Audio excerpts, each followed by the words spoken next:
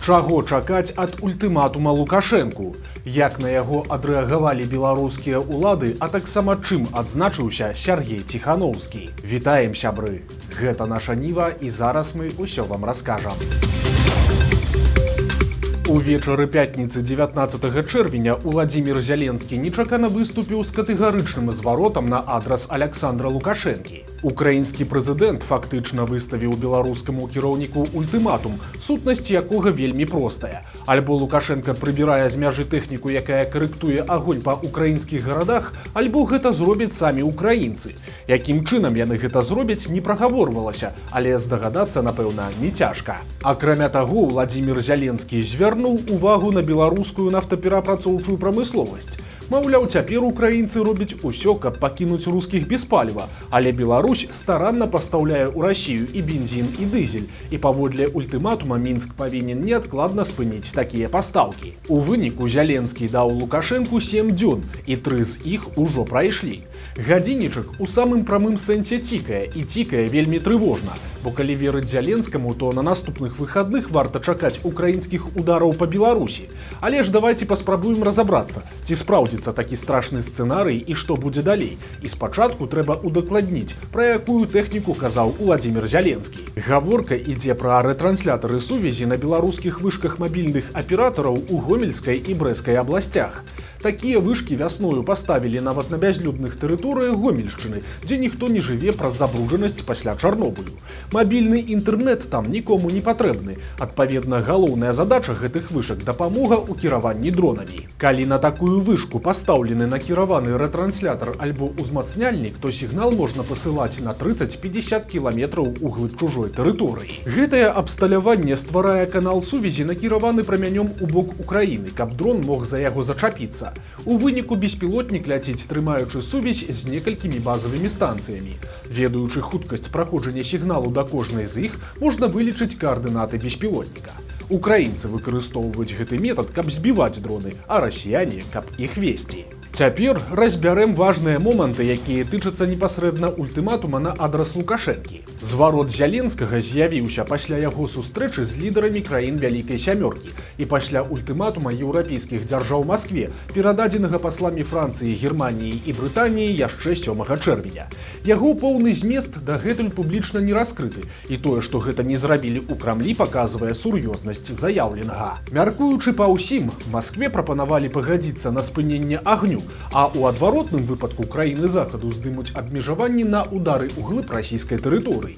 І тут варта адзначыць, што ў вайсковым сэнсе Беларусь уяўляе сабой практычна частку Расіі. Ультыматум Уладзіміра Зяленскага Лукашэнку ў сваю чаргу быў агучаны публічна.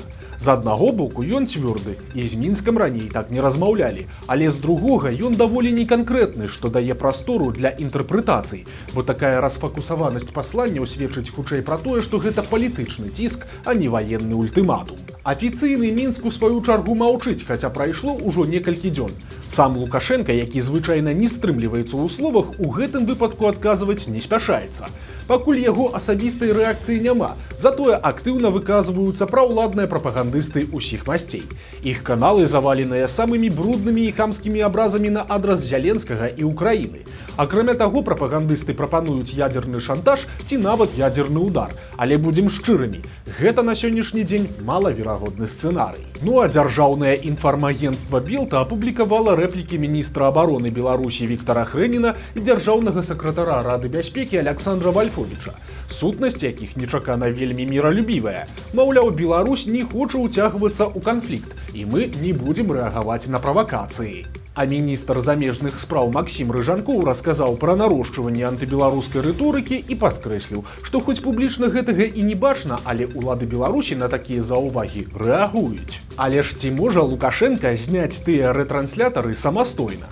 Напэўна так, бо яны знаходзяцца на беларускай тэрыторыі. Але ж наўрад ці ён зробіць гэта без дазволу Крамля. І цяпер галоўнае пытанне, ці дадуць Лукашэнку на гэта дазвол. І адказ хутчэй за ўсё будзе не. Ды і сам ён хутчэй за ўсё не будзе па такі дазвол звяртацца, бо саступіць пад ціскам для яго азначае страціць твар.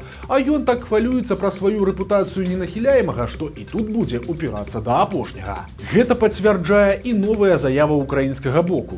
Літаральна учора Зяленскі удакладніў, што ўжо звяртаўся да Лукашэнкі непублічна наконт тых самых мясцовых рэтранслятораў, але ж ніякай рэакцыі ад Мінска Кіеў так і не атрымаў, таму цяпер вырашылі перайсці да публічнага ультыматума. Зяленскі паўтарыў, цытата: «Калі ён не зніме, то знімем мы, і гэта здарыцца за тыдзень». Канец цытаты. Ці азначае гэта, што ўжо праз пару дзён на Беларусь паляцяць украінскія ракеты і дроны, пакуль не зразумела, але верагоднасць гэтага далёка не нулявая.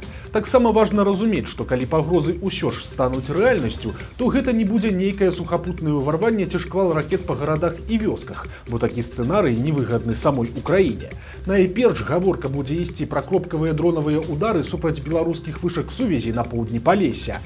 Любыя атакі большага маштабу стварылі прызыкі больш маштабных удараў у адказ. Тэарэтычна можна разглядаць і заход на беларускую тэрыторыю малой дыверсійнай групы для знішчэння тых самых вышак. Праўда, на практыцы рэалізаваць гэта будзе амаль немагчыма, асабліва цяпер пасля публічнага папярэджання. Але нават у выпадку удараў па тых самых вышках галоўнай бядой могуць быць не столькі іх наступствы, колькі адказ Лукашэнкі і яго так званага старэйшага брата. Бо уявім сабе наступны сцэнарый. Украіна і сапраўды знішчыла рэтрансляторы, якія стаяць у Беларусі. Ахвяр пры такім удары хутчэй за ўсё не будзе, бо людзей побач з такімі вышкамі няма. Тады будзе важна, ці Мінск і Масква праглынуць гэта, ці будуць рыхтаваць адказ. І якім будзе гэты адказ, пакуль што ніхто не разумее, бо тут таксама магчымыя варыянты. Крэмль альбо адкажа на гэта самастойна, альбо Лукашэнку і яго вайскоўцам прыйдзецца далучыцца і прыняць сапраўдны ўдзел у вайне. У выпадку, калі Лукашэнку ўсё ж атрымаецца нейкім чынам выкруціцца і тут і не ўступіць у гэтую бойку, то ўсё роўна ўзнікае небяспека. Аналітык Юрый Дракахруст непакоіцца наконт іншага магчымага наступства удараў па тэрыторыі Беларусі. Паводле яго нельга выключаць, што такое развіццё падзей пацягне за сабой увядзенне ў нашу краіну яшчэ большай колькасці расійскіх вайскоўцаў і далейшае размыванне беларускага суверэнітэту. Той самы непакой выказвае і журналіст радыё Свабода Дмітрый Гурневіч. Ён тлумачыць, што калі Украіна ударыць па вайсковых аб'ектах на тэрыторыі Беларусі, то гэтым самым парушыць статус-кво, які існуе адносна Беларусі 5-й год. Тады Пуцін атрымае козыр і апраўданне, каб нарэшце пачаць бараніць Беларусь. Як гэта будзе адбывацца і чым у выніку скончыцца, мы, на жаль, усе добра ведаем. Карацей, Лукашенко апынуўся ў вельмі кепскай пазіцыі і ўцягнуў у яе за сабой усю краіну. Сітуацыя катастрафічная і такой напружанай і небяспечнай для Беларусі яна не была, напэўна, за ўсе 5 гадоў вайны. Пакуль беларусы не ведаюць, чаго чакаць, Лукашэнкі гэтымі днямі нідзе не відаць. Ён не з'яўляўся на людзях, ніяк не каментаваў гэты ультыматум і не звяртаўся да народа. Затое яго чыноўнікі адзначыліся новай прыдумкай. Цяпер яны вырашылі пазбаўляць пенсіі за асаблівыя заслугі тых беларусаў, якія жывуць за мяжой. Прэтэндаваць на такую пенсію маглі людзі, якія займалі высокія дзяржаўныя пасады, альбо мелі званне Героя Беларусі, альбо народнага ці заслужанага артыста.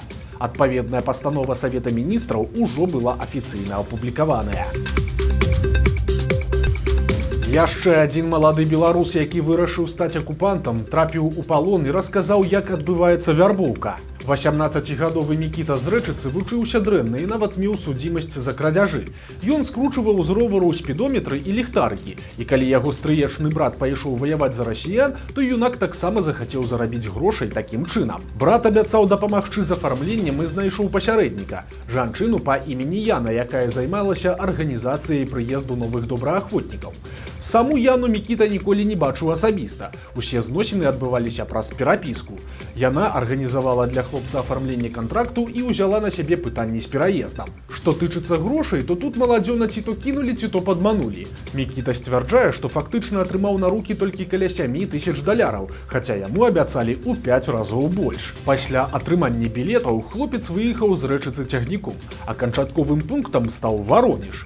Там у былым піянерскім лагеры Мікіта цягам 2 тыдняў праходзіў падрыхтоўку. Прычым хлопец расказвае, што там знаходзіліся не толькі грамадзяне Расіі і Беларусі, але і людзі з іншых краін. Асабліва яму запомнілася прысутнасць афрыканцаў, якія таксама праходзілі праз гэты цэнтр. Колькі дакладна беларусаў там было, ён не ведаў, бо асабліва ні з кім не знаёміўся і не цікавіўся паходжаннем іншых навабранцаў. Затым, па словах Мікіты, яго адправілі на палігон. Там ён знаходзіўся яшчэ каля 2 тыдняў, а пасля яго адправілі непасрэдна ў зону баявых дзеянняў. Першы баявы выхад хлопца стаў для яго апошнім, бо амаль адразу юнак трапіў у палон. Адметна, што цяпер ён шчыра кажа, што хацеў бы, каб яго абмянялі, і пасля хлопец не выключае паўторнага вяртання на вайну. Пад Мінскам пачалося нашэсце жукоў. Вось такія чорныя насякомыя знішчаюць расліны, абляпляюць сцены дамоў і лезуць унутр. Гэты жук ліставы люцэрнавы скасар. Навукоўцы кажуць, што на іх актыўнасць сёлета хутчэй за ўсё паўплывала анамальна снежная зіма. Насякомыя паспяхова яе перажылі, бо было добрае снежнае покрыва.